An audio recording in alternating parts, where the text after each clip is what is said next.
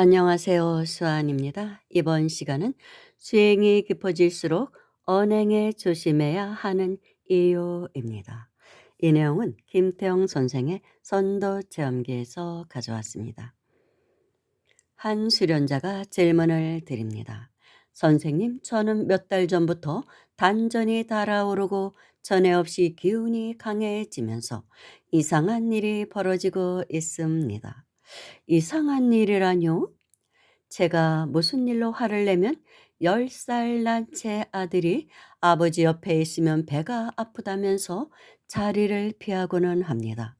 그럴 때면 제 집사람도 어쩐지 제 옆에 있기가 무섭다면서 잠자리까지 같이 하려고 하지 않습니다. 왜 이런 일이 일어나는지 모르겠습니다. 그래요? 혹시 단전에 모였던 기운이 인맥과 동맥을 한 바퀴 돈 일이 없습니까? 네, 약 한 달 전부터 기운이 임동맥을 자동적으로 한 바퀴 돈 일이 있습니다. 그럼 백회에 이상한 느낌이 오지 않았습니까? 정수리에 벌레가 기어다니는 것처럼 근질근질하고 무지근한 느낌이 들고는 합니다. 네, 그렇다면 수련이 이미 소주천 단계를 넘어 대주천을 앞두고 있습니다. 수련이 그 정도 되었으면 평소에 언행을 조심해야 합니다. 언행을 조심하라뇨? 어떻게 말입니까? 화가 난다고 해서 그전처럼 마구 화를 내면 몸에서 정기 대신 사기가 뻗어나가 주변 사람들에게 해를 끼칠 수가 있습니다.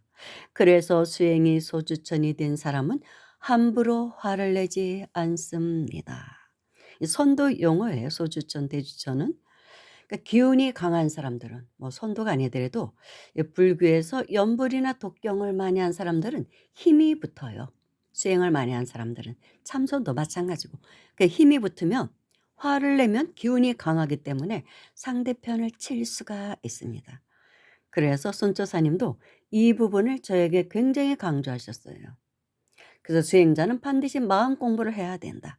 마음 공부를 하지 않고 무조건 이런 수련에만 집중하다 보면 그 기운으로 인해서 상대방이 다칠 수가 있다. 그런 경험을 이제 다 하신 것이죠. 손조사님도. 어느 정도 자신이 기운이 쌓인지를 모르고 자신을 해롭게 하는 사람에게 화를 냈더니 바로 그 사람이 쓰러지더라는 거예요.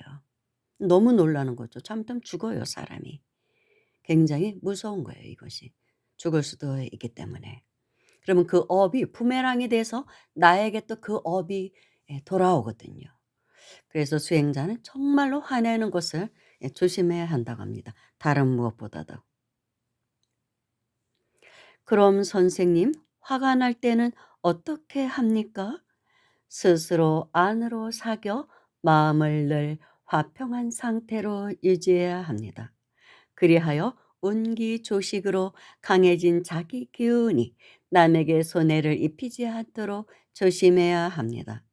남처럼 화를 다스리지 않으면 자기 아들과 부인에게뿐만 아니라 주변의 다른 사람들에게도 손상을 입히게 됩니다. 그래서 선도 수행자는 함부로 화를 내서도 안 되고 더구나 홧김에 함부로 손찌검을 하는 것은 절대 금물입니다. 손에 살기가 나가면서 손찌검을 하면 그 사람이 그 부분이 뭐 장이 파열되기도 하고 죽기도 하고 크게 다치게 되거든요. 예, 아무튼 정말로 조심해야 된다고 합니다. 실수하여 상대의 급수라도 가격하면 원치 않는 치명상을 입힐 수도 있습니다. 급소를 치면 사람이 이제 죽게 되죠. 굉장히 무서운 것이죠. 님 정도의 운기가 되는 사람이, 그러니까 기운이 도는 사람이 무심코 주먹을 휘둘러 상대가 맞으면 겉은 멀쩡해도 깊은 내상을 입힐 수가 있습니다. 그래서 조심해야 합니다. 까딱하면 혈관이 상하고 내장이 파열될 수도 있습니다. 그뿐만 아닙니다.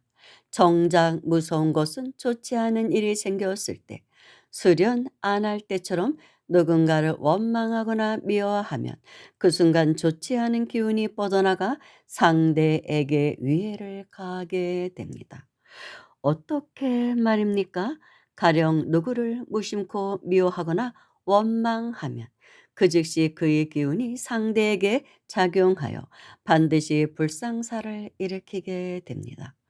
불상사라면 어떤 것을 말합니까? 상대가 교통사고를 당하거나 금전상의 손해를 입든가 사기를 당하는 일이 발생합니다. 그 밖에도 뜻밖의 가환을 당하거나, 그러니까 가정에 우환을 당하거나 중병이 드는 수가 있습니다. 바로 이 때문에 선도 수행자는 남에게 함부로 화를 내도 안 되고 누구를 증오하거나 원망해도 안 됩니다. 그렇게 하여 상대에게 손상을 주면 그것은 업장이 되어 고스란히 되돌아오게 되어 있습니다. 그러니까 수련 안 할 때처럼 언행을 하면 절대로 안 됩니다. 그럼 깡패에게 억울하게 매를 맞을 위기에 처할 때는 어떻게 하죠? 네, 상대에게 치명상을 입히지 않을 자신이 있으면 모르지만 그렇지 않으면 차라리 매를 맞는 한이 있어도 주먹을 휘두르는 일은 삼가는 쪽이 낫습니다. 까딱하면 폭력범으로 몰릴 수도 있으니까요. 국내외 대회에서 우승한 권투 선수라면 깡패에게 주먹을 휘둘러 살인을 저지르기보다는 차라리 매를 맞는 쪽을 택하는 쪽이 낫다고 할 수 있습니다. 네, 언행만 조심해야 할 것이 아니라 마음까지 극도로 조심해야 한다는 것이 좀 어려울 것 같습니다. 남을 이롭게 하는 것이 나를 이롭게 하는 것이고 남을 해롭게 하는 것이 나를 해롭게 하는 것이라는 이치를 깨달은 사람이라면 당연히 그렇게 해야 하지 않겠습니까? 하늘이 선도 수행자에게 그만한 능력을 준 것은 그만한 책임을 지라는 뜻이기도 합니다. 네, 그야말로 일거수일동작을 극도로 항상 조심해야 하겠군요. 물론입니다. 정말 수행자는 조심해야 합니다. 마음 공부를 하지 않고 자신이 기운이 세졌다고 함부로 그 기운을 쓰며 부메랑이 돼서 돌아오거든요. 그것이 문제인 것이죠. 뭐 요즘도 뭐 그런 왜 흑마술이라는 막 얘기가 나오잖아요. 흑마술로 누군가를 미워하고 뭐 인형을 만들어서 누군가 이름을 쓰고 계속 바늘로 찔르면 그 사람이 다치거나 아프거나 죽기도 한다 그러잖아요. 근데 그게 결국은 자기한테 돌아와요. 그 흑마술 쓴 사람은 자기가 당해서 자기가 비참하게 죽게 됩니다. 그거를 알아야 되는데 사람들은 부메랑의 이치를 모르고 무조건 남을 해치려는 마음만 갖게 되는 거예요. 그래서 우리가 어 역사 사극에서 봐도 그렇게 흑마술 쓰는 게 막 나오잖아요. 그런 사람들의 말로가 좋은 것을 본 적이 없을 것입니다. 그것이 이 법계의 철칙이니까 그렇게 되는 것입니다. 그래서 법을 알아야 된다는 거예요. 무조건 점쟁이고 누구 무당들 찾아다니면서 뭘 빌기만 해서는 안 된다는 것입니다. 좋은 마음만 빌지는 않거든요. 누군가를 안 좋게 하기 위한 마음도 계속 빌 수가 있거든요. 그럼 자기가 먼저 다친다는 것을 알아야 하거든요. 그래서 누군가에게 저주의 기운을 1,000,000 명이 누군가를 저주의 기운을 그 사람에게 쏟으면 반드시 그가 몰락하게 되어 있다고 하잖아요. 그 정도로 우리의 기운은 다 작용하게 되어 있습니다. 그래서 시험 볼 때 막 마음이 얼어붙으니까 항상 수능 보고 그런 날은 이렇게 날이 갑자기 춥고 그랬잖아요. 그런데 요즘은 별로 또 그렇지도 않대요. 그것은 요즘 아이들이 굳이 그렇게 대학을 가야 되나?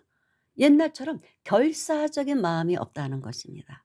그래서 옛날처럼 또 수능 보는 날이 그렇게 매섭게 춥지 않다 그런 얘기도 합니다. 마음들이 그만큼 강렬하지가 않다는 거예요. 대학도 대학 가는 사람이 많지 않을 때 대학 나와야 알아주고 좀 뭐 써먹기도 하는 것이지 취직도 잘 되고 너 나 없이 다 나오면 그 자체도 사실은 또 크게 의미가 없어지기도 하거든요. 그래서 요즘 뭐 명문대를 갔다가도 애들이 막 자퇴하잖아요. 굳이 뭐 다닐 필요 없다. 옛날 같으면 서울대 가 갖고 누가 자퇴를 합니까? 요즘 하잖아요. 그 힘든 공무원 시험에 합격하고 나서도 그만두고 대기업 가서도 그만둡니다. 이게 전부가 아니야. 다른 길을 찾는 거예요. 그러니까 뭐 하나에 이게 절대적이라고 하지를 않는 것이죠. 이 현상은 사실 뭐 좋은 현상이죠. 이게 다다라는 생각을 가지면 위험하거든요. 뭐든지. '이거 아니면 안 돼.' 하는 마음이 사실은 그게 불행을 부르기도 합니다. 뭐 실연을 당했다든가 그럴 때 '이 사람 아니면 안 돼.' 하면 스스로 목숨을 끊을 수도 있는 것이거든요. 그래서 항상 마음은 좀 여유 있게 부드럽게 갖는 게 좋은 것 같습니다. 아무튼 수행자는 언행에 특별히 조심을 해야 합니다. 화가 자꾸 저도 요즘 많이 나는데 하여튼 뭐 하도 세상이 시끄러우니까 막 이렇게 끌어올 때가 있는데 '아 이러면 안 되지.' 하고 많이 인제 내려놓고 그러고 그래서 답답하고 기도도 안 되면 무조건 사경해요 막. 음. 사경을 하면 좀 마음이 편해져요. 집중이 잘 안 되면 머릿속으로 뭐 이렇게 뭐 이렇게 생각하는 것도 싫고 이러면은 사경을 많이 합니다 그럴 때는. 그래서 마음 다스리는 데는 이 사경 공부가 좋더라고요. 저의 경우는 그래요. 뭐 연불하고 이러는 것보다 연불도 안 나와요 속이 막 뒤집힐 때는. 그러면 그럴 때는 그냥 이 사경 묵묵하게 사경을 하면 그냥 마음이 좀 이렇게 시간이 지나면 다스려지는 게 있더라고요.